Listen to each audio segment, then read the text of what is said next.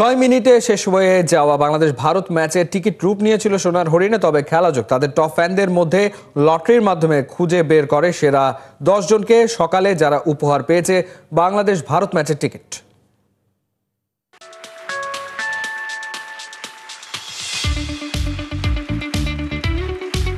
খেলাযোগের পেজে যারা এই কন্টেন্ট এবং কমেন্ট সর্বোচ্চ সংখ্যক করেছেন তাদেরকেই সেই সোনার হরিণ এরকম সোনার হরিণ যে 18,000 টিকিট বাহুফে এই এএফসি কোয়ালিফাই ম্যাচ উপলক্ষে ছেড়েছিল, যা 6 মিনিটের মধ্যেই শেষ হয়ে যায়।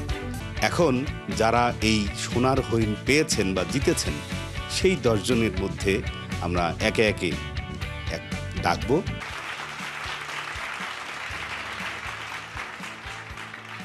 এই সোনার হরিণ বিজয়ী হয়েছেন। সোনার হরিণ এই তাদেরকে নিয়ে আমরা গ্রুপ ছবি তুলব এবং এই ছবির মধ্য দিয়েই আজকের এই অনুষ্ঠান বা এই আয়োজনের এখানেই সমাপ্তি ঘোষণা করা হবে।